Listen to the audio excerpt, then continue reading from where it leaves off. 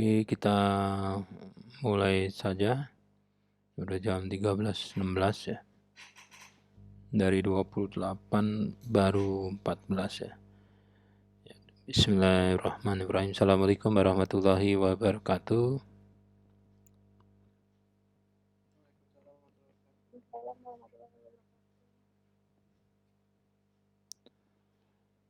Hari ini Selasa ya.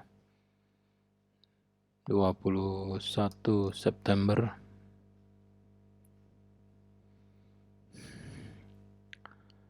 2021, pertemuan tatap muka kelima mata kuliah tata tulis laporan.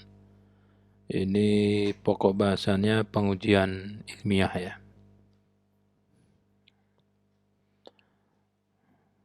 Apakah sudah terlihat ini? Sudah, Pak. Oke, sudah ya. Ntar PowerPoint saya yang hilang. Ya.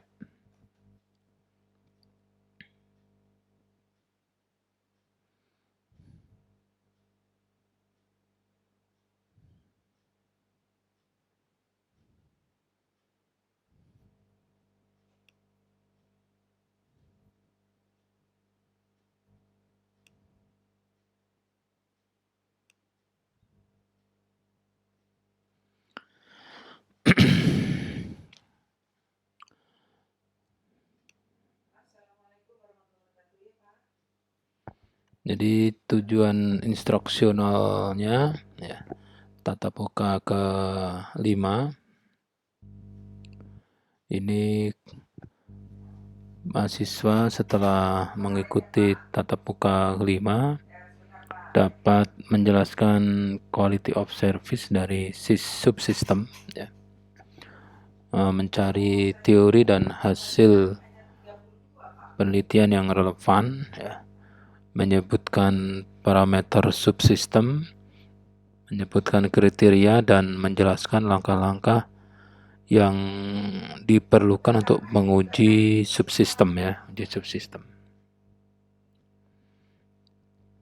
Jadi yang menjadi rasional mengapa pokok bahasan ini dibahas ya di tatap muka kelima mata kuliah tata tulis laporan adalah disebabkan karena mahasiswa D3 ini wajib membuat tugas akhir sebagai bukti bahwa mahasiswa telah terbukti dapat secara empiris ya. Empiris itu maksudnya mengerjakan sendiri ya. Itu tugas akhir ya. Tugas akhir mahasiswa. Tugas akhir ini maksudnya adalah bukti dari suatu usulan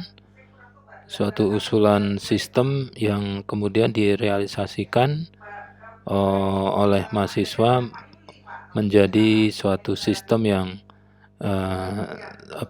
berbentuk fisik ya, bentuk fisik. Maksudnya saya kurang tahu barat 1 atau barat 2, tapi kalau yang di barat itu kepala rayonnya itu Pak Dadan. Jadi di tugas akhir mahasiswa tersebut itu ada rumusan masalah ya. Di rumusan masalah itu biasanya mengusulkan suatu sistem ya, bagaimana cara kerja atau bukan cara kerja aja, bagaimana cara mendesain, membuat dan merealisasikan suatu sistem ya gitu ya. Sistemnya ini sistem seperti apa ya, itu menjadi topik tugas akhir ya. Tentunya kalau diploma 3 teknik elektronika FT UNJ ya, ini topiknya ke bidang otomasi industri ya. Otomasi industri ya bisa nanti bidang kajian di TA-nya itu bisa diturunkan dari kata otomasinya itu, atau dari kata industrinya, atau dari frase gabungan dari otomasi industri. Jadi ada banyak ya. Jadi misalnya kalau bidang kajian di industri ya, di industri Itu bisa instrumentasi ya, bisa instrumentasi jadi pengukur suhu, pengukur sound level pressure ya, tingkat tekanan suara, pengukur cahaya, pengukur tekanan, pengukur jarak, pengukur radiasi, semua alat ukur lah ya yang digunakan di industri. Itu bisa Anda mendesain, membuat. Jadi penelitian D3 itu bukan hal yang mesti baru ya, tapi bisa saja merealisasikan ya. Jadi membuktikan teori ya, membuktikan teori. Dan kendali di bidang kendali yang digunakan di proses manufaktur di industri ya. Itu banyak sekali. Nah, atau di bidang otomasi industrinya, jadi sudah implementasi ya.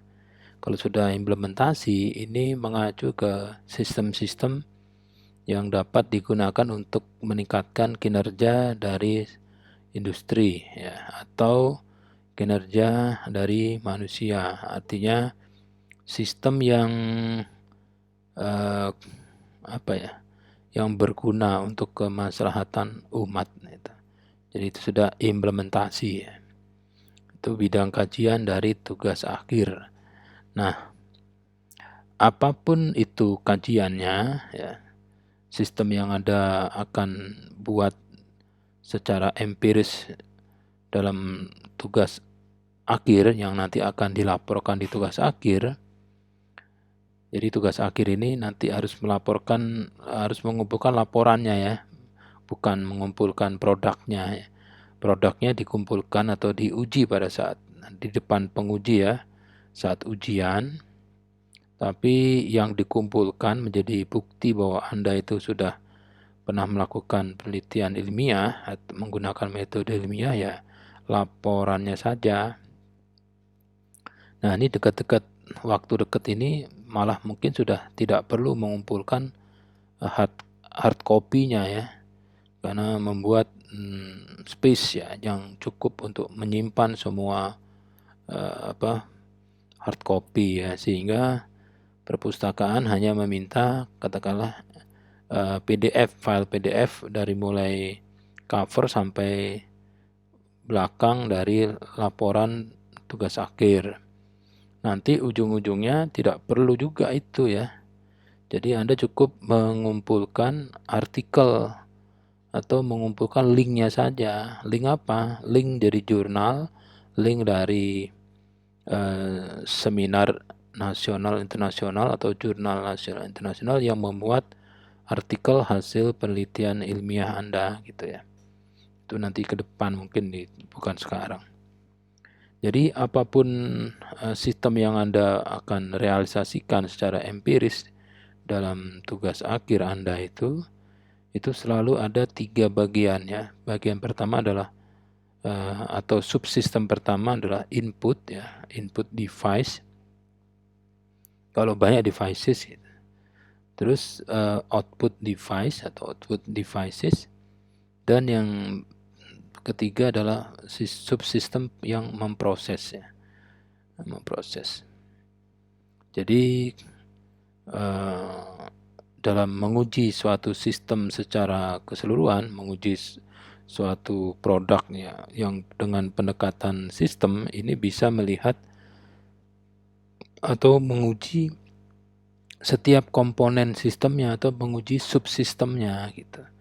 Kalau suatu sistem terdiri dari 10 subsistem ya, kalau setiap subsistem diuji dan hasilnya sudah memenuhi kriteria yang disyaratkan, maka tentunya kalau digabung ini secara deduktif ya, digabung akan diperoleh suatu sistem lainnya ya, suatu sistem yang berlainan.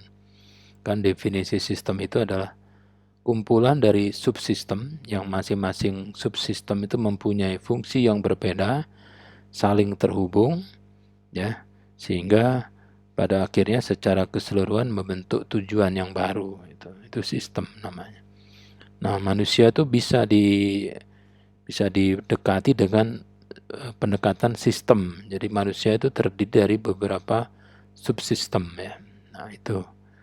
Jadi kalau sepeda itu kan terdiri dari misalnya 600 parts ya. Setiap parts itu kalau sudah diuji ya, diuji memenuhi kriteria, maka kalau digabung itu akan menjadi sepeda gitu. Tapi kalau salah satu subsistem sepeda itu tidak memenuhi kriteria, maka itu nanti secara sistem sepeda tidak akan berjalan ya. Itu rasional seperti itu. Ya selain digunakan nanti dalam menguji subsistem ya, pokok bahasan hari ini juga ini digunakan sebagai pengetahuan dan keterampilan Anda untuk bisa bertahan hidup ya. Bagaimana caranya menguji sesuatu ya. Karena sesuatu itu belum tentu benar ya. Diasumsikan atau mempunyai hipotesis benar. Jadi minuman yang Anda minum itu kan menyehatkan ya. Tapi kan terus harus dibuktikan gitu. Apakah minuman yang Anda minum itu mempunyai kebenaran dapat dapat menyehatkan gitu.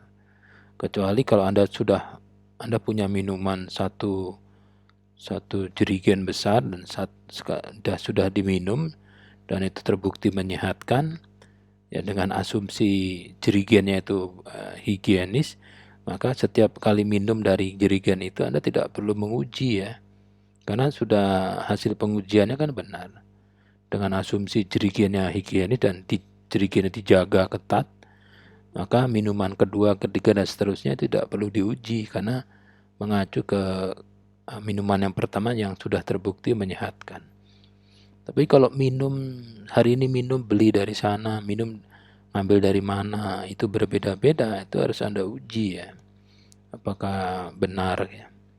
Seperti halnya amit-amit ya, itu jenazah yang meninggal, orang yang meninggal diduga COVID, walaupun gejala-gejala yang sebelum meninggal itu sudah semua gejala COVID ada pada mayatnya itu sebelum meninggal, tetap ya secara sains itu kalau pihak rumah sakit mau yang ngubur itu tetap ya di swab mayatnya itu. Mayat, sorry ya, mulutnya dibuka terus di swab laringnya sama hidungnya gitu. Ya yang melakukan tugas itu karena tugas negara ya ngeri-ngeri sedep. Nah begitu hasilnya keluar ternyata positif ya, itu hasilnya itu menguatkan dugaan bahwa jenazahnya ini meninggal karena manusia ini mati karena COVID itu. Tetap. Jadi walaupun gejalanya itu sudah mengacu ke satu penyakit, kedokteran itu tetap menggunakan alat untuk menguji. Hasil ujinya itu ya disebut benar karena alatnya sudah benar. Alat ini sudah menguji 10 juta kali dan ini semuanya benar. Gitu. Dengan asumsi alat ini tidak berubah ya, dan alat untuk swabnya juga tidak berubah, dan yang ngambil data orangnya itu aja sejak buka sampai sekarang ya pakai dia, ya berarti datanya syah atau valid atau sahih. Nah begitu ini terdeteksi dia positif SARS ya dia protokolnya lain lagi gitu. Jadi kalau Anda dari rumah pergi ke kampus, kan dikatain tuh sama tetangga, mau kemana? Ke kampus, lewat mana? Paling lewat yang kemarin kan? Lah iya. Emang kayak nggak punya inisiatif mencari ini tempat lintasan yang lain. Anda harus jawabnya begini, loh, saya ini ke kampus bukan menggunakan jalan yang sudah pernah. Saya ini menguji apakah lintasan yang sekarang saya lalui ke kampus itu masih terbukti dapat mengantar saya sampai ke kampus itu. Jangan-jangan ya hari ini tidak sampai ke kampus, sampai rumah sakit, nah bisa sampai polisi atau sampai rumahnya siapa gitu.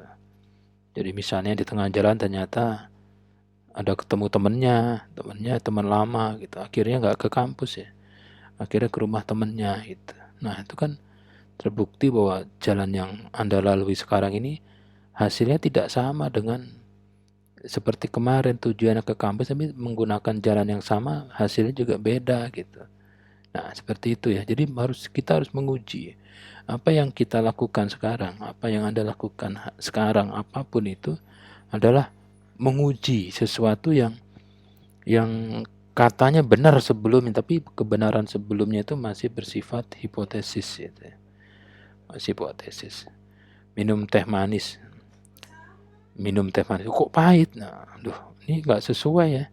Nah memang teh pahit itu, teh manis belum tentu manis gitu, bisa saja berubah, gulanya sama, ternyata Anda lagi ada gejala penyakit apa gitu ya, sehingga mengakibatkan indera perasa Anda yang manis itu tertutup gitu ya. Nah seperti itu ya, itu menguji. Kegiatan menguji itu harus dilakukan ya, dilakukan berulang-ulang. Jangan percaya yang kau dengar dan kau lihat, karena semuanya menipu. Kita terus ke sini ya. Nah, setiap hal yang kita uji itu, kenapa kita harus uji? Karena benda atau subjek atau fenomena atau sistem yang kita uji itu mempunyai kualitas layanan ya. QoS, quality of service. Kualitas layanan ini bisa dari komponen, bisa sistem, bisa gitu ya. Misalnya apa? Sandal itu mempunyai QoS. Listrik itu juga punya QoS. Apalagi pelayanan internet, pelayanan dari air PDAM itu juga punya kualitas layanan. Setiap produk itu akan memberikan janji-janji kualitas layanan. Misalnya lampu yang kami buat ini dapat digunakan sampai 15 tahun. Sambil mau beli mikir gitu ya, 15 tahun lampu usianya gitu. Terus tanya, Anda jual ini dari sales ya? Oh iya, saya sales Pak, saya bekerja di PT itu gitu. Oh, udah lama? Baru sebulan Pak.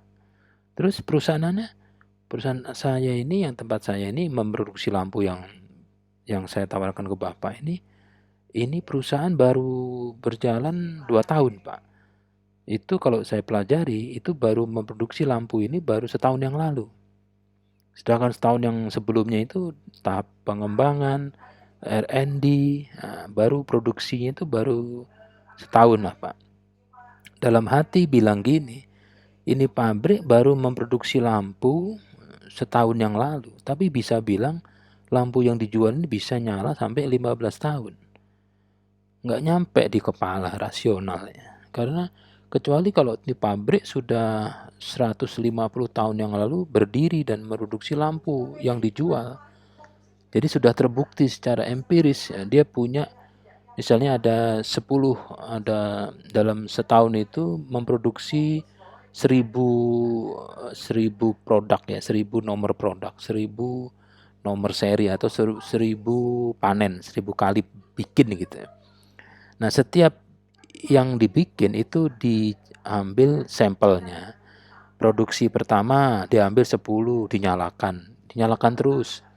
Terus produksi yang berikutnya adonannya gitu ya, adonannya yang kedua diambil 10 sampel lampu, dinyalakan. Nah, itu ternyata produksi yang pertama itu matinya 15 tahun kemudian. Nah, itu bisa disimpulkan ya bahwa lampu yang kami buat ini nyalanya 15 tahun gitu. Lawang pabrik baru setahun produksi kok udah bilang hasilnya bisa nyala 10 tahun.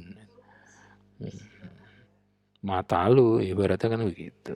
Nah, sekarang itu quality of service ya, ternyata pada saat dibaca ya, Kan Anda tanya tuh, Mbak atau Mas, ini gimana?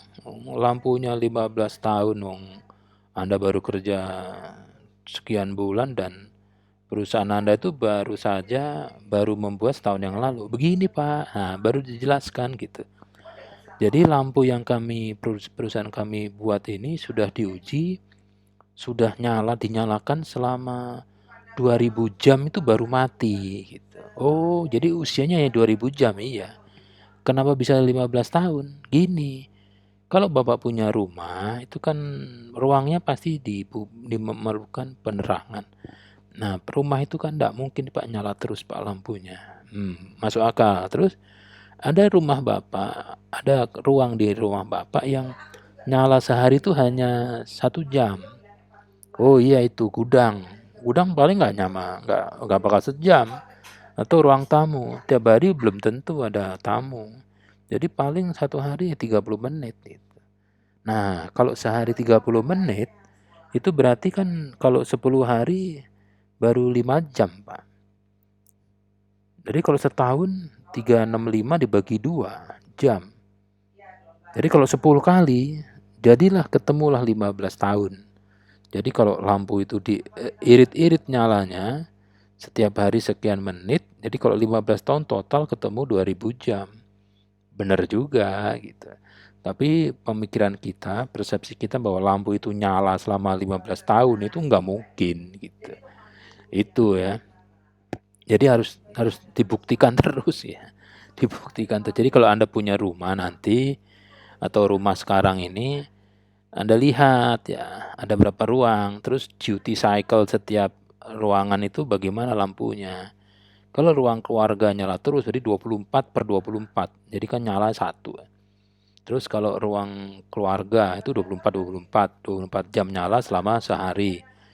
Gudang itu 10 menit per 24 jam. Terus dapur itu paling 4 jam per 24. Ruang tidur segala macam. Sehingga nanti bisa setiap bulan Anda tukar itu lampu-lampu itu sehingga nanti matinya bareng. Jadi jangan sampai ada lampu yang nyalanya waktu beli lampu 10, nanti yang mati duluan adalah lampu keluarga. Kenapa? Karena lampu di ruang keluarga itu nyalanya setiap hari, setiap jam, setiap 24 jam nyala terus, ya pasti mati. Nanti kan yang beli ngomong gini, ini lampu kayaknya baru kemarin beli, kok udah mati? Ya jelas udah mati, yang lainnya nggak pernah nyala, dia nyala terus. Gitu. Jadi quality of service ya, ini rumusnya gampang sekali. Jadi output dibagi input, itu aja, output dibagi input. Nah, output ini adalah keluaran dari subsistem yang diuji gitu ya. Apa misalnya? Ya, sesuatu yang keluar dari sistem apa gitu. Cahaya, tegangan, daya, gerakan, suara, air, atau batu, atau makanan, atau putaran, terserah. Saat diberi input gitu ya. Output itu apa saja saat diberi input. Nah, inputnya apa? Ada inputnya cahaya, ada inputnya tegangan, gerakan, daya, suara, dan lain-lain gitu. Jadi output dibagi input itu kalau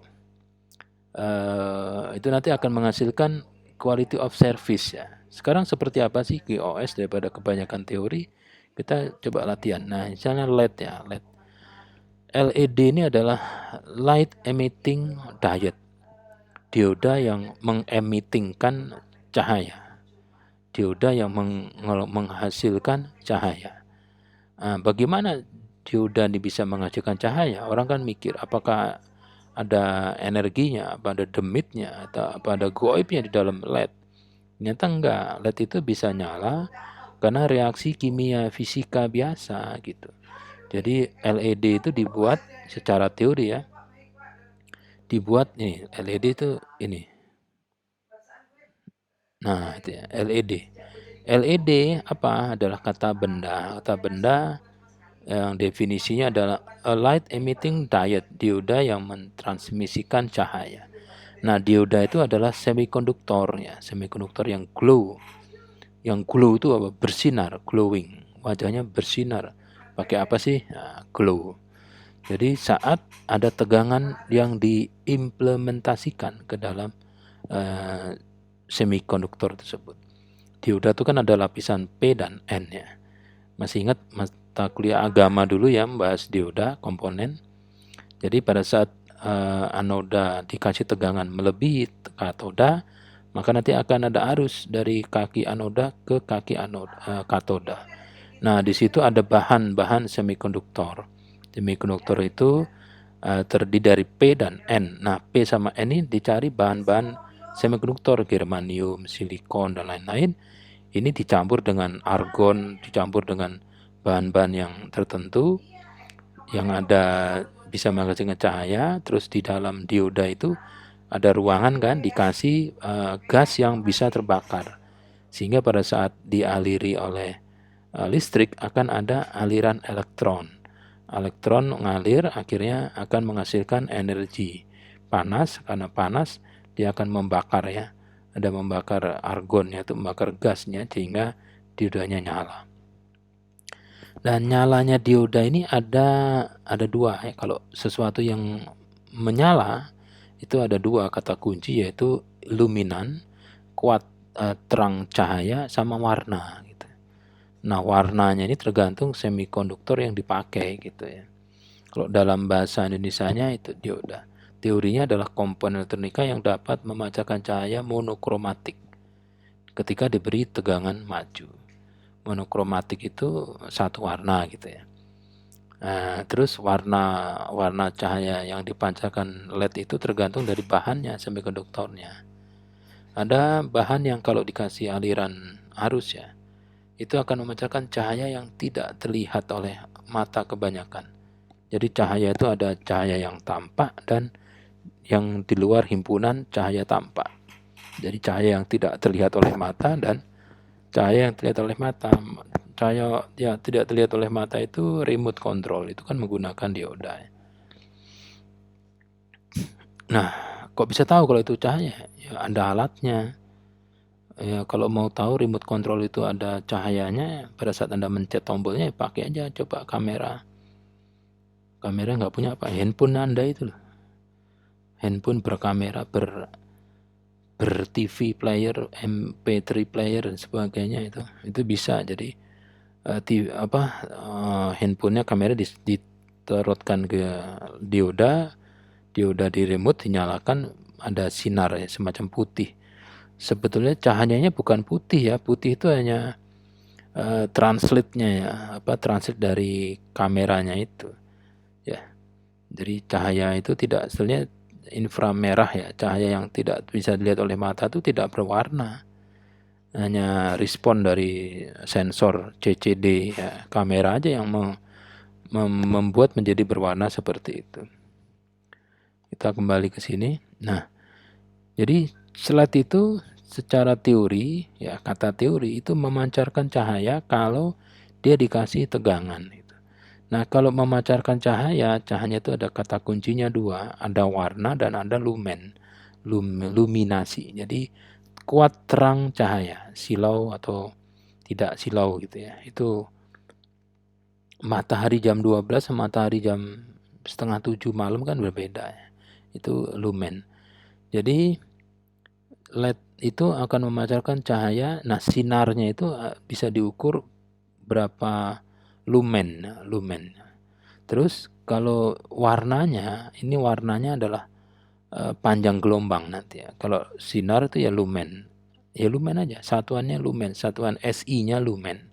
Tapi kalau warna, satuannya tidak ada ya, tidak ada warna merah gitu, tidak ngerti. Dia hanya bisa mendeteksi atau mengukur panjang gelombang. Warna itu kan pantulan cahaya yang dipantulkan. Jadi kalau ada warna merah itu sebetulnya hanya adanya ada cahaya yang memantul ke suatu benda dan benda itu memantulkan cahaya. Nah, pantulan cahaya benda itu menjadi berwarna merah. Merah itu kan kesepakatan kita bahwa kalau pantulannya seperti itu warnanya merah. Warna itu juga kesepakatan, disebut merah gitu aja. Kalau di luar negeri bahasa Inggris kan red ya, RED, red. Kalau kita merah.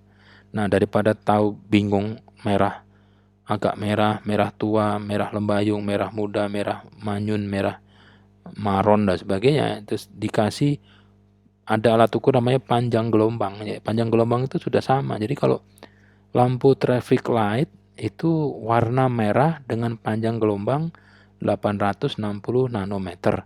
Nah silahkan, jadi semua pabrik-pabrik itu yang buat traffic light, kalau mau menyalakan lampu merahnya, dia akan mencari suatu LED yang menghasilkan cahaya dengan panjang gelombang 820 nanometer.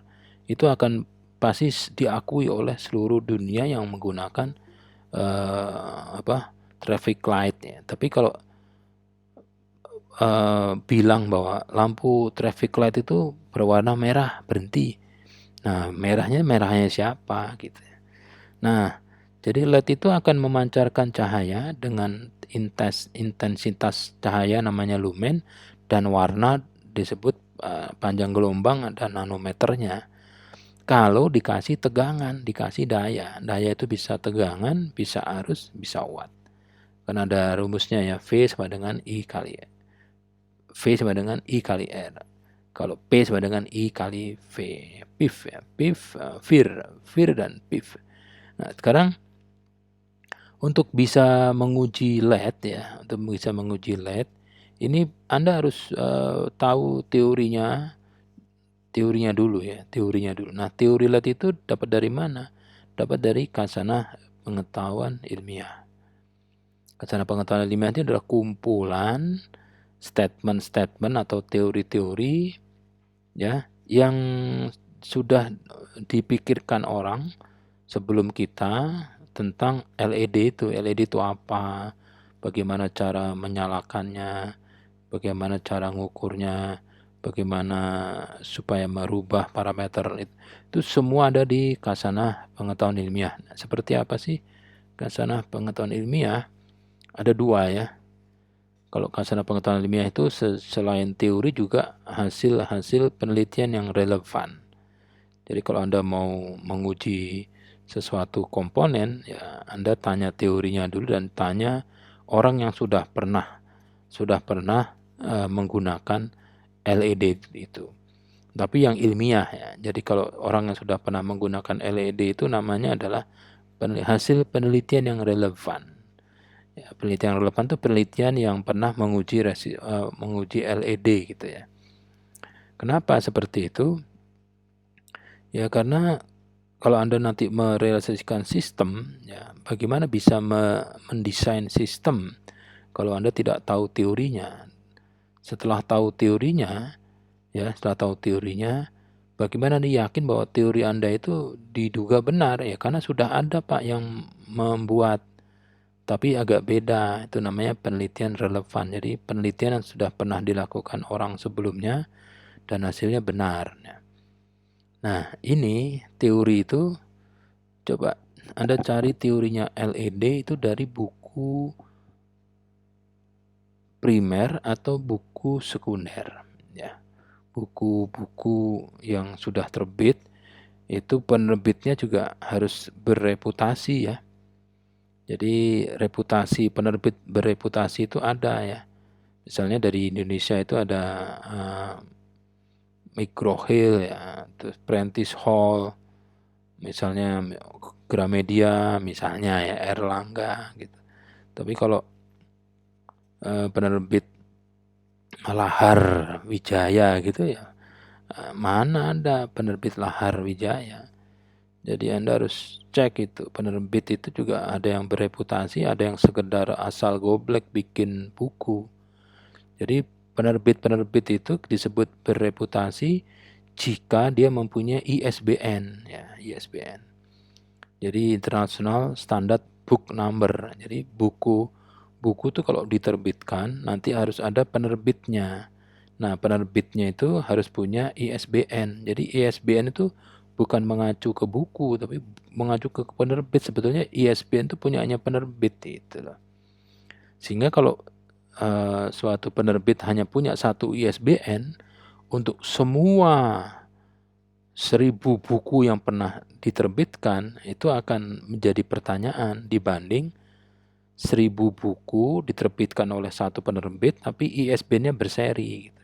Jadi ISBN itu ada nomor yang mengacu ke negara, ke nama penerbit, dan kode bukunya. Gitu. Jadi ada penerbit yang hanya punya satu ISBN, dapat jatah satu nomor ISBN. Jadi kalau dia menerbitkan buku apa aja, ISBN-nya cuma itu aja. Tapi ada juga penerbit yang mempunyai ISBN sampai 1.000.000 buku misalnya. Jadi kalau ada satu buku diterbitkan sama dia, itu harus melalui mekanisme reviewer, ada review desk ya. Jadi ada orang yang menilai, misalnya ada dosen membuat buku, bagaimana cara ke bulan. Nah itu 10 bab dikasihkan ke penerbit. Penerbit Gramedia misalnya. Gramedia terus lihat, ini buku ilmiah, fiksi, metafisik atau apa ini. Terus dikasihkan ke bagian reviewer, nanti reviewer bilang, ini buku begini. Terus sarannya gimana? Ya dari sekian reviewer itu disarankan untuk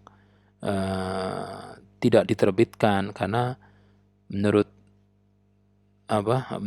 hasil survei mereka itu pembaca buku yang seperti ini di Indonesia hanya berkisar antara 4 sampai 30 manusia. Jadi kalau dijual itu untuk bisa BEP tidak bisa cepat. Jadi bukan ditolak iya untuk diterbitkan. Jadi kalau mau diterbitkan tempat lain silahkan. Nah, akhirnya mau terbitkan sendiri ya boleh, tapi penerbitnya nggak ada, jadi cetak sendiri aja. Banyak penerbit yang menerbitkan buku, tapi tidak pakai penerbit ya, asal dicetak aja, cetak penerbit sendiri, nah, gitu. Yes, boleh-boleh aja. Atau Anda bikin buku satu kali cetak itu kan 1000 eksemplar namanya edisi 1 ya. Itu Anda beli sendiri ya boleh-boleh aja. Buat apa ya? Buat bantal di rumah misalnya. Boleh. Nah, jadi buku primer ini buku yang tidak ada daftar pustakanya. Ya. 10 bab, ya nggak mungkin ya. Buku-buku primer biasanya hanya 1 bab. Ya. Biasanya itu seperti teori Kirchhoff ya. Teori Ohm itu dulunya yang membuat ya Kirchhoff. Manuskrip awal itu biasanya buku-buku primer yang tidak ada daftar pustakanya. Tapi kalau buku yang Anda baca terbitan Gramedia itu Prentice Hall bahasa Inggris ada 14 bab ya, setiap bab ada daftar pustaka, itu berarti buku sekunder ya. Itu ber-ISBN harus ya. Jadi kalau buku yang Anda bisa jadikan referensi ya, sebagai penelitian tugas akhir atau untuk menguji subsistem itu harus ber-ISBN. Kalau e-book juga sama, tapi versi e-book elektroniknya ya. Jadi kalau yang buku ber-ISBN itu bacanya kan pakai mata, dipegang, dibuka halamannya terus pakai mata. Tapi kalau e-book nggak bisa pakai mata gitu, harus dibuka di layar supaya muncul di layar. Layar apa? Ya layar terserah layar apa. Gitu ya. Mau layar komputer berarti ya dia bentuk PDF gitu atau JPEG, nah, terserah ya. Biasanya e-book ini dalam bentuk PDF. Nah, itu juga ada ISBN-nya tapi dalam bentuk electrical atau apa ya? Itu ISBN. Jadi buku fisiknya nggak ada gitu. Kalau saya print Pak, ya percuma. E-book itu supaya tidak ngeprint gitu loh. Coba kalau Anda punya 1 juta buku itu kayak apa ruangannya. Tapi kalau punya 1 juta buku e-book itu kan cukup bawa kresek isinya hard disk ya, hard disk SSD 10 misalnya 4 tera kan cukup lebih banyak. Buku ISBN yang 600 halaman kan hanya 65 mega gitu ya. Atau data sheet terbaru yang dipublikasikan oleh manufaktur yang buat gitu. Jadi misalnya Anda mau menguji suatu Arduino board yang baru. itu PDF-nya dalam bentuk datasheet-nya itu harus mengeluarkan Arduino Co Limited ya, bukan perusahaan yang lain gitu. Dan itu teori ya. Terus yang kedua adalah disebut khazanah pengetahuan ilmiah itu adalah penelitian yang relevan. Penelitian yang relevan. Relevan itu apa sih? Penelitian hasil empiris manusia yang mendekati atau sama persis dengan yang diuji atau yang akan dibuat gitu. Jadi penelitian relevan ini bukan bab 2-nya skripsi ya. Jadi penelitian relevan itu adalah hasil penelitian, hasil penelitian, bukan bab 2-nya, bukan bab 2 dari penelitian. Kalau bab 2 penelitian kan teori ya. Maksud kita ngambil teorinya yang dipakai manusia. Ya jangan gitu. Yang kita ambil itu hasil penelitiannya. Jadi kesimpulan hasil penelitian skripsi, di tesis, disertasi, diploma 1, 2, 3, spesialis 1 atau spesialis 4. Itu yang bisa diambil hasil penelitian. Jadi misalnya seperti ini. Arduino R3 yang digunakan ini telah terbukti dapat digunakan ya untuk sebagai pemroses data dari analog ke digital seperti yang telah dilaporkan oleh si Komo tahun sekian, si Kimi tahun sekian, si Kumu tahun sekian gitu. Nah, itu adalah si Komo, si Keme, si Kumu itu adalah orang-orang telah melakukan penelitian menggunakan Arduino gitu. Jadi yang disebut tugas akhir, skripsi, disertasi dan sebagainya itu adalah hasil penelitiannya di bab 5-nya, kesimpulannya gitu. Atau artikel ya, artikel hasil publikasi seminar. Itu pun juga kesimpulannya ya. Sedangkan artikel-artikel yang dipublikasikan di seminar nasional, internasional atau jurnal nasional internasional itu teorinya nggak banyak, nggak ada bahas teori.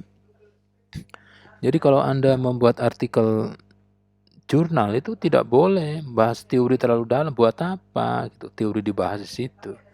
Lawang teorinya juga bisa dibaca sendiri, malah bagusan baca sendiri lebih komplit dibanding yang Anda definisikan gitu. Jadi artikel publikasi jurnal seminar itu adalah yang dilihat adalah hasilnya. Jadi hanya dipakai untuk menguatkan pendapat, menguatkan teori. Teorinya bilang kalau misalnya ke kampus itu dari jalan ini melewati ini dan itu diperkuat oleh empiris ya, penelitian orang 20 orang yang dari sini ke kampus itu semua nyampe kampus. Nah, itu menguatkan. Gitu yang menguatkan. Jadi kalau apakah dari Jakarta ke Surabaya itu naik bis bisa? Berarti Anda harus harus bertanya di Surabaya. 10 bis yang datang ke terminal di Surabaya, Anda cari yang dari Jakarta gitu. Kan pertanyaannya apakah benar bisa dari Jakarta ke Surabaya itu naik bis? Teorinya kan bilang bisa begini, tapi kan Anda harus melihat hasil penelitian hasil orang yang naik bis sampai di Surabaya. Sehingga yang disebut relevan itu adalah yang dari Jakarta ke Surabaya. Sehingga Anda harus nongkrong di terminal Surabaya. Cari bis yang datang ke Surabaya. Ditanya yang turun, Anda dari mana? Bandung. Oh, ini tidak relevan. Anda dari mana? Dari Padang. Oh, nggak relevan. Anda naik dari mana? Rawamangun. Nah, ini relevan. Saya dari Pulau Gadung. Oh, relevan. Jadi penelitian itu banyak, yang relevan nggak banyak gitu ya. Jadi penelitian yang relevan itu yang ujungnya itu ya, ujungnya dilihat gitu. Jangan pokoknya pakai Arduino disebut relevan karena Anda menggunakan Arduino. Nah, Arduino sistem itu dipakai untuk apa? Untuk mendeteksi manusia, berarti bukan Arduino-nya yang disebut relevan, tapi sistem pendeteksi manusianya yang relevan. Bisa saja sistem pendeteksi manusia yang Anda ambil itu tidak menggunakan Arduino. Gitu loh. Jadi teori itu dan harus teori yang Anda pilih itu harus didukung oleh penelitian yang relevan. Ya. Teori adalah ya kajian teori secara deduktif, sedangkan induktifnya, empirisnya ya penelitian sendirinya orang yang sudah pernah sudah pernah dilakukannya. Jadi kalau ada orang Anda minum air gitu, apakah ini minum menyehatkan? Terus Anda bilang bahwa itu yang di ujung-ujung itu juga minum yang sama dengan yang saya minum, itu juga menyehatkan, ya juga belum tentu gitu. Kecuali satu lokasi ini minum dari sumber yang sama. Kalau satu ember yang sama itu diambil airnya minum bareng, dan yang minum pertama itu sampai sekarang masih sehat, berarti Anda bisa bilang bahwa yang minum ini sehat, tapi itu masih bersifat hipotesis ya. Dia yang minum, kecuali gelasnya sama. Kalau minum air gelasnya sama, diminum separuh oleh si A, orang A-nya sehat, berarti masih hipotesis kalau Anda minum itu sehat. Kenapa? Kan gelasnya sama Pak, ya tapi ke mulutnya kan beda. Bisa saja begitu Anda masukkan airnya ke mulut Anda dan air itu membuat reaksi kimia sehingga Anda bisa keracunan. Itu ya. Jadi harus dibuktikan sendiri. Sesuatu tuh harus dibuktikan sendiri.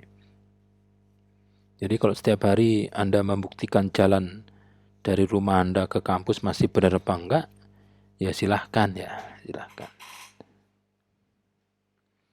Nah, tadi teori LED sudah kan? Jadi cari teori LED.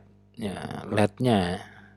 Bukan LED yang lain ya, LED-nya. Terus ini juga teori LED. Nah, terus jadi ternyata kita simpulkan ya dari deduktif, dari teori-teori yang membahas LED, itu LED itu harus diberi tegangan forward ya, forward bias, tegangan maju, tegangan harus maju, nanti dia akan baru menghasilkan cahaya. Dan cahaya itu kata kuncinya dua, ada tingkat kecerahan namanya luminan dan warna. Kalau warna itu panjang gelombang, satuannya nanometer. Kalau tingkat luminan dari suatu cahaya itu satuannya adalah luminan, ya berapa lux, lux atau kandela ya. Dan nanti ada lifetime ya. Suatu dioda ini pasti kalau nyala pasti perlu juga ada waktu nyalanya sampai kapan. Jadi saya pernah membaca pabrik bola lampu ya menggunakan filamen itu sampai ada asosiasinya, perkumpulan produsen yang membuat lampu berfilamen atau bohlam. Jadi mereka sepakat untuk membuat lampu yang berfilamen itu tidak lifetime. Jadi maksimum 1000 jam harus mati gitu. Loh, kenapa begitu? Ya karena sebetulnya lampu itu kalau desainnya benar itu ya sampai ratusan tahun baru mati gitu. Tapi karena pragmatis ya. Nah, kalau 100 tahun baru mati, orang kalau beli sampai cucunya lahir juga nggak bakal beli lagi dong. Nah kita nanti gimana? Kita nggak punya duit dong. Oke, berarti sepakat ya kita membuat lampu. Lampu itu kan perlu filamen ya. Filamennya yang buat ini aja nih, si A, perusahaan A sama B. Nah, A sama B itu sudah sepakat sama kita, filamennya hanya sekian ribu jam, nanti putus. Nah silahkan mau dipasang di lampu apa saja, asal Anda harus pakai filamen dari produksi A sama B. Kenapa nggak C? Kalau C dia nggak ngikut asosiasi kita. Dia filamennya filamen beneran. Jadi 1 juta jam baru mati. Gitu. Nah itu benar itu ya. Ini benar. Artinya coba Anda buktikan sendiri ya. Lampu-lampu zaman dulu itu masih nyala sampai sekarang. Tapi kalau lampu filamen sekarang, wong lagi nyala, jadi Anda punya kap lampu, lampunya dikasih filamen ya. Jadi ada lampu yang di pinggir tempat tidur itu ya, atau di ruang tamu itu kan ada lampu, ada kapnya ya, ada rumahnya. Lampunya hanya 5 watt, redup-redup gimana gitu. Itu begitu Anda kehujanan terus pakaian dalam Anda jemur di atasnya, itu kalau dinyalakan dengan asumsi kan bisa buat kering. Tapi begitu 2 jam mati tentunya, lampunya mati karena kepanasan gitu. Tapi kalau pakai lampu zaman dulu, zaman mbah saya, itu masih nyala sampai sekarang. Jadi harga lampunya lebih mahal dari waktu lampunya dulu beli. Nah sekarang coba, ini LED X ya, LED X itu adalah LED yang akan dipakai di dalam sistem yang besar. Jadi Anda membuat sistem, kalau ada mobil yang datang, LED-nya nyala gitu ya. Jadi LED-nya kan sebagai aktuator, sebagai output. Nah sebelum digunakan dalam sistem yang besar, LED ini harus diuji coba gitu. Tadi kan Anda tahu secara teori bahwa LED ini kalau dikasih tegangan maju akan menghasilkan cahaya. Jadi nanti outputnya adalah cahaya itu bisa lumen, bisa warna, dan inputnya adalah tegangan bias maju. Jadi saya dapat nih LED X nih, saya beli di Bukalapak misalnya.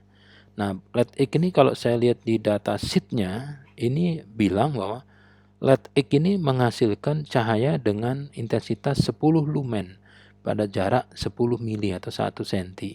Jadi kalau lampu itu dinyalakan pakai tegangannya berapa? 2 volt 100 mA. Jadi kalau LED itu dikasih tegangan 2 volt, arusnya, jadi Anda punya power supply, outputnya 2 volt, arusnya 100 mili, Anda hubungkan secara forward ya, forward bias ke LED-nya, nanti LED-nya akan memancarkan cahaya. Nah cahaya itu kalau diukur menggunakan lumen meter pada jarak 1 cm, itu akan menunjukkan 10 lumen. Terus warnanya apa? Nah, kalau warnanya, kalau Anda punya alat ukur yang bisa mendeteksi warna, dia akan, sebetulnya yang diukur adalah panjang gelombang. Panjang gelombang pantulan dari warna itu adalah 820 nanometer. Jadi LED yang diproduksi oleh pembuat LED X itu memberitahu bahwa LED X ini kalau dikasih 2 volt 100 mili menghasilkan cahaya 10 lumen, panjang gelombang 800 nanometer. Sehingga itu quality of service atau kualitas layanannya adalah output dibagi input. Nah silahkan Anda mau pakai apa gitu. Kalau warna itu tidak pernah berubah ya, tidak pernah berubah. Kalau berubah itu bakal udah nggak benar. Tapi jarang. LED warna merah itu sampai rusak pun, sebelum rusak dia masih menghasilkan cahaya dengan warna merah ya. Jadi yang berpotensi berubah nilainya itu intensitas cahaya, lumen. Sehingga kalau LED X ini mempunyai quality of service adalah 10 lumen dibagi 200 miliwatt. Dari mana 200 miliwatt? Adalah daya. P sama dengan I kali V. I-nya adalah 100 mili, V-nya 2 volt. Berarti totalnya adalah 200 miliwatt. Jadi QoS LED X adalah 0,05 lumen per miliwatt. Jadi kalau Anda punya lampu, beli lampu itu jangan nanya ada lampu yang 220, bukan. Lampu itu QoS-nya. Di setiap lampu LED yang Anda beli itu coba lihat, nanti ada 100 lumen per watt. Jadi kalau dikasih 1 watt itu menghasilkan 100 lumen. Jadi itu berapa watt? 3 watt, berarti kan 300 lumen. Kan gitu, 300 lumen per 3 watt, berarti kan 100 lumen per watt. Jadi masih lebih baik dibanding lampu yang punya 1 lumen per watt. Nah gitu ya. Nah ini QoS ini ya, atau parameter dari datasheet ini itu akan dijadikan sebagai kriteria saat menguji LED gitu ya. Jadi kriteria untuk menguji LED. Kriteria itu apa? Nilai tetapan yang yang dihasilkan dari pengujian di pabrik. Suatu objek di dunia ini kan yang dapat dibuat oleh manusia pasti punya spesifikasi, ada parameternya. Itu ya. Nah, untuk mengetahui apakah benda tersebut benar, ya harus diuji supaya menghasilkan data. Nanti datanya akan dibandingkan dengan parameter yang dikeluarkan oleh datasheetnya gitu. Jadi untuk nguji LED-nya bagaimana ya? Mengacu ke teori dan data ilmiah. Teori itu apa ya? Teori lampu. Bagaimana cara membuat lampu nyala gitu ya. Kalau data ilmiah ya datasheet ya. Datasheetnya bilang apa tadi? LED ini kalau dikasih tegangan 2 volt 100 mili, nanti hasilnya ada 10 lumen dengan warna 820 nanometer gitu. Nah, sekarang menguji LED bagaimana caranya? Ini diperoleh dari teori ya, dan hasilnya seperti itu. Jadi ada rangkaian untuk menguji LED. Rangkaiannya itu terdiri dari sumber tegangan DC, sebuah resistor, dan sebuah LED yang diuji. Ya, harus pastikan LED X-nya itu betul-betul LED X ya, yang sama dengan datasheetnya. Jadi gimana caranya supaya tegangan di dioda itu 2 volt dan arusnya adalah 200 mA. Nah, caranya R diseri dengan dioda LED ya. Sumbernya 5 volt ya, sumber 5 volt. Misalnya di LED itu 2 volt 2 volt 200 mili ya. 2 volt 200 mili. Berarti kalau rangkaian yang Anda lihat ini sumbernya adalah 5 volt, berarti kalau sumber 5 volt, diodanya ini 2 volt, berarti R-nya kan 3 volt sisanya. Tegangan di R ditambah tegangan di LED itu akan sama dengan tegangan sumber. Sehingga dioda LED-nya sudah dapat 2 volt. 3 voltnya ada di tegangan jepit di R. Nah, bagaimana caranya supaya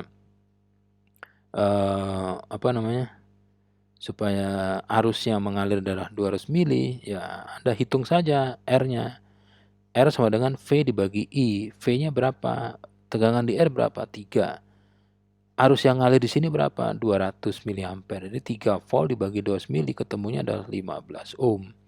Jadi di sini harus dikasih 15 ohm. 15 ohmnya harus 15,00000000001 ohm. Anda cari alat ukur yang bisa mendapatkan resistansi dengan nilai 15,0000001 ohm ya gitu. Jadi 15-nya betul-betul 15 ohm. Nah, kalau sudah nanti ukur tegangan di LED. Kalau dia 2 volt udah beres, berarti sudah benar ya. LED-nya minta 2 volt. Jangan dikasih 5 volt, R-nya tidak ada ya. Kalau ini tegangan di dioda kan 5 volt. Kan salah, tadi kan mintanya 2. Kecuali Anda punya sumber tegangan variabel. Jadi nggak pakai R boleh, tapi tegangannya harus 2 volt 200 mili. Jadi kalau nggak ada di alat bantu R. Nah, sekarang begitu tegangan LED-nya sudah diketahui diukur 2 volt, arusnya diukur menggunakan alat ukur seri di sini ternyata tepat 200 milivolt, 200 miliampere. Nah, sudah pasti dioda nyala nggak nyala Pak. Nah, sekarang ukur intensitas cahaya dioda itu dalam dari jarak 1 cm, dan setelah itu ukur warnanya itu berapa nanometer. Ya, ini ya. Jadi akan kita lihat nanti data hasil pengukuran ya dari cahaya yang dikeluarkan oleh LED X itu lumennya 10,5 lumen. Nah, tadi kan seharusnya dia 10 lumen kan. Ini teorinya 10 lumen dari data sheet ya, lumen. Terus spektrum cahaya yang diukur 822 nanometer, tapi standarnya kan tadi data sheetnya 820 nanometer. Nah, terus Anda bisa nyimpulkan apa kalau begini? Nah, gitu ya. Jadi kalau lumennya itu tidak terlalu terang, tapi tidak di bawah standar datasheet, itu Anda bisa bilang JOS ya. JOS itu kalau lumennya mendekati 10, itu jangan di bawah 10 gitu. Terus kalau warna jarang ya, warna itu jarang berubah. Jadi ini hasil pengujiannya disebut LED-nya sudah baik, sudah memenuhi kriteria karena lumennya di atas lumen 10, Tapi kalau warnanya sudah benar 800 mendekati 820 nanometer. Kalau di bawah ini bagaimana? Apanya? Lumennya di bawah. Jadi berapa? 5 ya, sudah rusak, bosok, buang aja. Kalau 9 buang aja, dia harus minimal 10. Kalau 100 hati-hati juga gitu ya. Kalau 100 itu bisa aja habis itu mati ya. Jadi ketepatan itu juga ada toleransinya. Jadi kalau mau toleransi berapa? 0,5 lumen ya. Jadi sebetulnya 0,5 lumen berarti berapa tuh? 9 ya. 9,5 lumen sampai dengan 10,5 lumen. Nah, kalau masih di range itu ya dianggap baik gitu ya. Tapi kalau warna hati-hati ya. Warna ini strike ya. Kalau warna dibilang merah, LED X ini warnanya 820 nanometer atau warna merah. Kok sekarang jadi hijau, Pak? Jangan ngomong hijau, jangan hijau itu merah. Panjang gelombang berapa? 390, Pak. Waduh, berarti ini sudah error no. Seharusnya merah kok hijau. Jadi nanometernya sudah beda, buang aja, nggak kepake gitu ya. Kenapa lampu lalu lintas itu merah itu berhenti itu merah gitu ya. Kenapa nggak warna hijau gitu? Kenapa hijau, merah hijau? Kok nggak merah kuning, merah terus sama orange ya? Karena hijau sama merah itu di panjang gelombangnya itu ujung ke ujung. Hijau itu 320 mendekati 300 hampir 400 nanometer. Kalau merah itu di ujung sebelah kanan panjang spektrum cahaya, sebelah kirinya itu ungu ya. Ungu itu 320 nanometer. Di atas ungu itu hijau. Jadi hijau, ungu, hijau, bla bla bla baru merah gitu. Jadi panjang gelombangnya tidak berdekatan gitu. Jadi kalau merah itu 820, kalau hijau itu misalnya 400 kan berbeda 420 nanometer. Jangan sampai menggunakan warna yang merah itu 820 nanometer, ada warna lain yang disebut jalan itu kalau ternyata 800 nanometer kan bahaya. Cuma beda 20 nanometer itu bisa saja ini merah atau merah gitu ya. Oke, saya kira sampai di sini. Ada pertanyaan? Saya nunggu pertanyaan aja.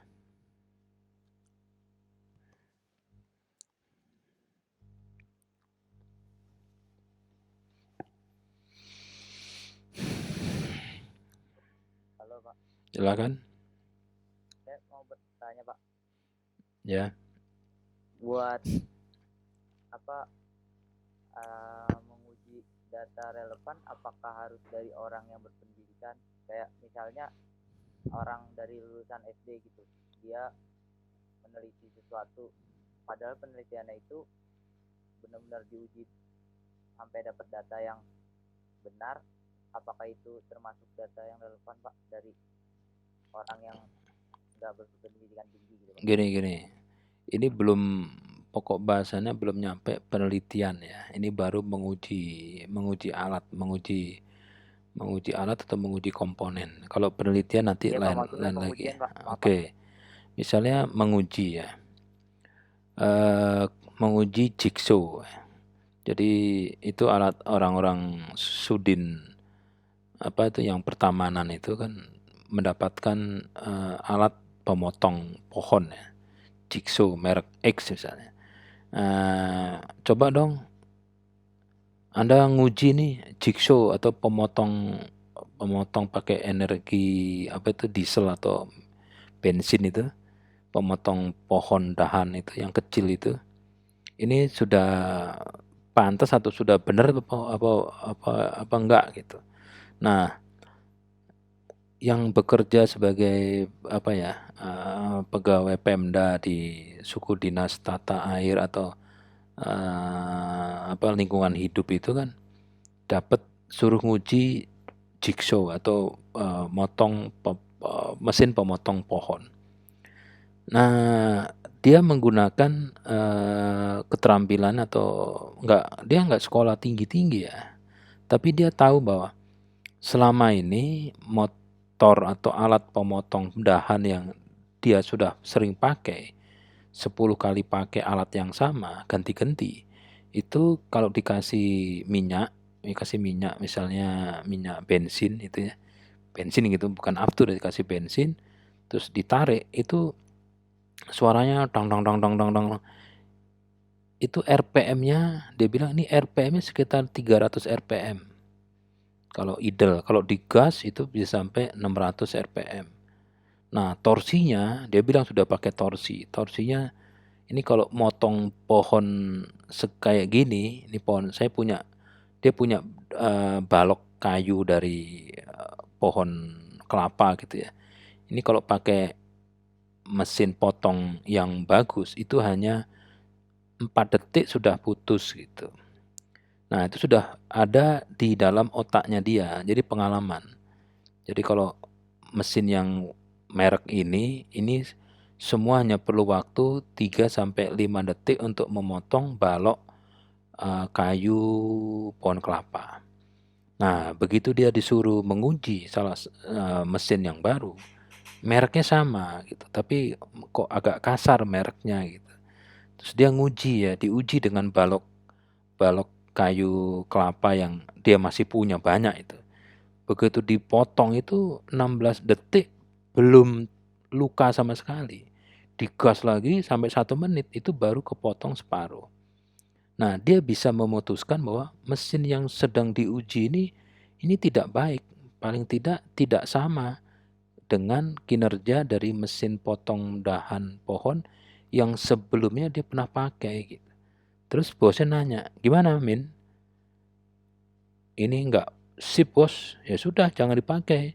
Ini kan contoh dari perusahaan yang mensuplai kita.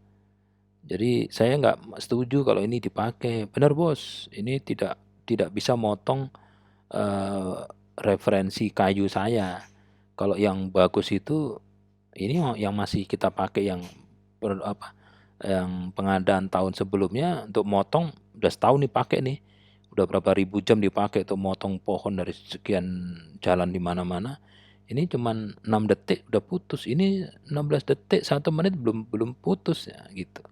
Jadi cara yang dia pakai itu sudah ilmiah ya, menggunakan hasil penelitiannya dia, hasil empirisnya dia di 10 tipe yang sama menghasilkan data seperti itu ya, 3-5 detik bisa memotong balok pohon kelapa, tapi di mesin yang sekarang ini sampai 1 menit belum bisa motong gitu. Dia bisa membuat justifikasi bahwa ini tidak baik atau ini baik, atau ini memenuhi kriteria, ini tidak memenuhi kriteria. Jadi bukan masalah stratanya ya, bukan masalah dia sekolah apa gitu. Kalau nggak sekolah pun, ya, orang tidak sekolah pun, tapi yang dikerjakan hanya itu saja. Ya. Jadi di pabrik assembling atau pabrik pembuat timbangan badan, itu ada orang yang disuruh untuk menguji apakah timbangannya ini yang diproduksi oleh pabrik tempat dia kerja itu sudah dapat pantas dijual. Jadi dia itu beratnya 180 kilo gitu ya. Beratnya dia itu 180 kilo. Dan dia tahu setiap hari dia nimbang di alat ukur timbangan yang komanya sampai 10. Dari pagi saya ngukur berat badan saya 180,0000000001 kilogram. Nah, terus begitu timbangan pabriknya tuh keluar 1, dia berdiri di situ. Timbangannya kok 120, wah ditendang ke depan. Ini reject. Terus timbang kedua dia naik lagi 180,000010. Ah, ini bagus. Dibiarin. Dari ratusan yang lewat di depannya dia sudah dinaiki, itu ada yang kata dia tidak memenuhi kriteria. Kok berat badan saya jadi lebih ringan di sini, berarti salah gitu. dia kualifikasi akademiknya mungkin lulusan SD ya, tapi untuk job pekerjaan untuk mengujinya itu cukup. Jadi yang diperlukan bukan masalah SD, SMP atau profesor dari sini ya, tapi logika berpikir ya, logika berpikir atau alur berpikir atau sistematika atau langkah ya, langkah berpikir. Coba Anda lihat kepala montir. Kepala montir itu ya, montir LCD, LCD Sony gitu. LCD Sony itu dia duduk di tempat service center Sony ya. Begitu ada yang masuk, ini ada yang masuk nih LCD Sony, tipe apa? Dia cuma dengar tipe XC, ada gambar putih di kanan atas. Dia langsung min itu IC yang IC yang panjang sebelah kiri bawah, lu ganti ya, lu ganti pakai IC yang ada di kotak di ujung. Begitu diganti, hidup lagi, bagus lagi. Nah, kepala montir itu sudah punya pengalaman karena sudah bekerja bertahun-tahun membetulkan mainboard dari TV Sony gitu. Jadi dia hanya menghafalkan kriteria. Kalau tipe XC itu kerusakannya ini, solusinya ini. Tipe XA kerusakannya ini. Solusinya ini itu. Jadi tidak perlu sampai profesor lah ya. Asal mempunyai kriteria gitu ya. Gitu ya, Mas ya. Ada pertanyaan lagi?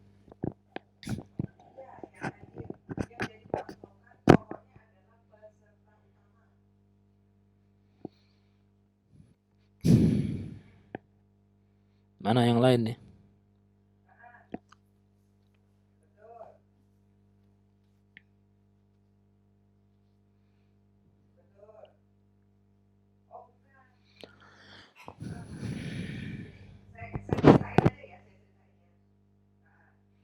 Ada pertanyaan?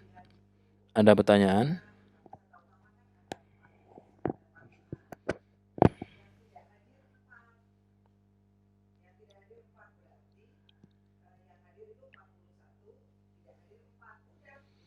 Jadi kalau misalnya nanti Anda menggunakan bel ya, aktuator namanya buzzer.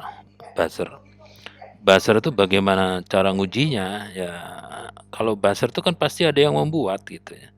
Yang membuat itu pasti perusahaannya ada, dicari. Ya, kalau beli buzzer ada lembar kertasnya ya, bilang bahwa buzzer ini kalau dikasih tegangan akan menghasilkan suara dengan frekuensi 20 atau dengan frekuensi 12 kHz 120 dB gitu ya. Buzzer itu kan hasilnya suara ya. Suara itu ada intensitas suara, ada frekuensinya. Nah, supaya bisa mengeluarkan suara 12 kHz dengan intensitas suara atau sound level pressure 120 dB, itu tegangannya mesti berapa? 12 volt, 1 ampere gitu. Nah, itu yang Anda jadikan kriteria untuk menguji gitu. Jadi caranya bagaimana? Siapkan tegangan power supply dan pengukur tegangan DC. Setelah itu Anda harus punya sound level meter, ya, pengukur intensitas. Jadi nanti buzzernya Anda kasih tegangan, Anda ukur tegangannya harus 12 volt 1 ampere. Nah, pada saat buzzer itu teriak, tet gitu, Anda harus ukur frekuensi tetnya itu harus 12 kHz dan dB-nya harus 120 dB.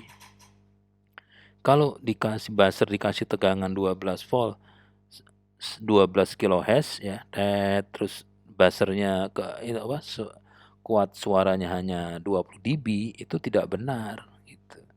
Jadi kebenaran parameter dari hasil pengukuran ya yang dipakai untuk menguji atau menyimpulkan bahwa buzzer itu benar pakai apa? Ada kriteria. Kriteria apa? Pengujian. Jadi maksudnya apa? Kriteria pengujian. Hasil data pengujiannya itu harus sama dengan data hasil teorinya di data sheet-nya gitu loh.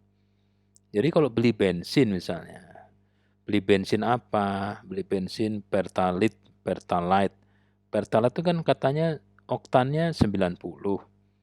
Nah 90 itu kan oktan di tulisannya ya.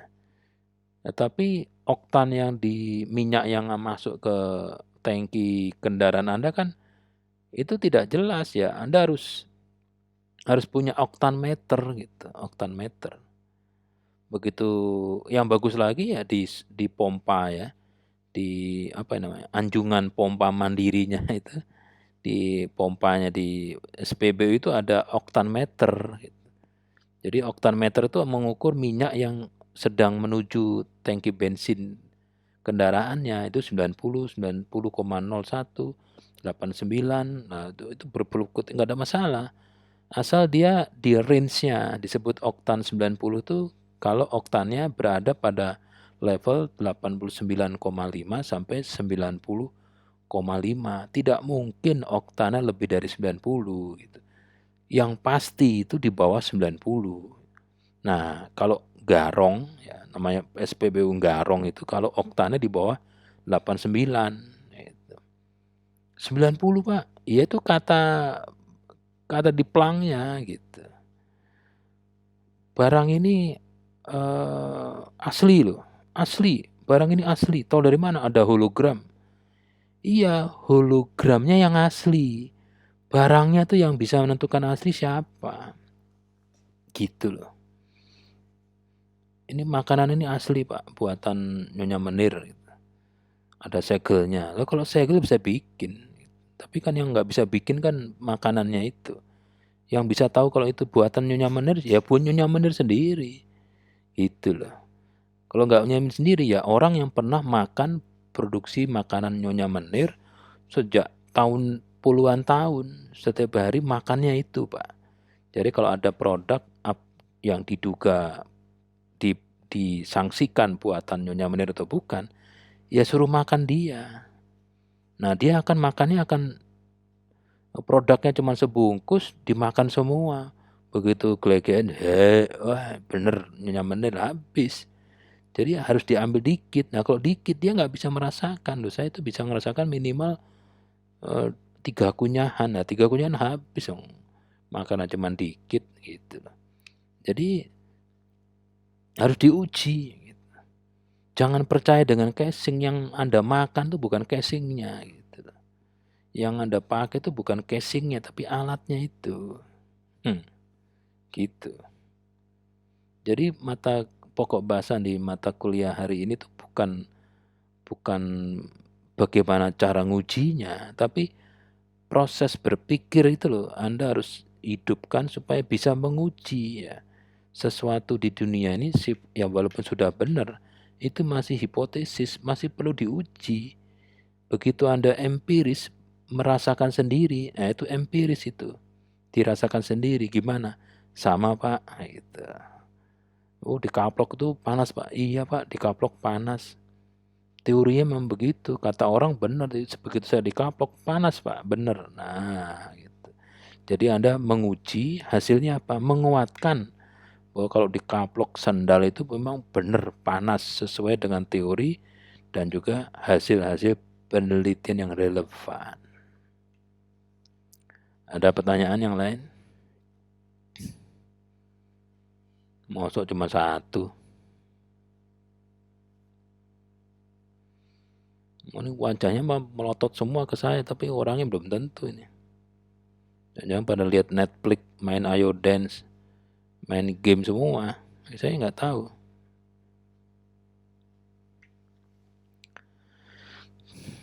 Ada pertanyaan? Oke, kalau nggak ada, ini nanti saya upload di YouTube ya. Terus semua mahasiswa yang di kelas ini wajib hukumnya memberi pertanyaan gitu ya. Di kolom pertanyaan, kolom komentar di YouTube itu. Bertanya ya.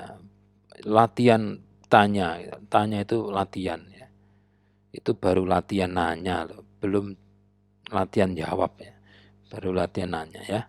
Kalau tidak ada pertanyaan, saya cukupkan perkuliahan hari ini.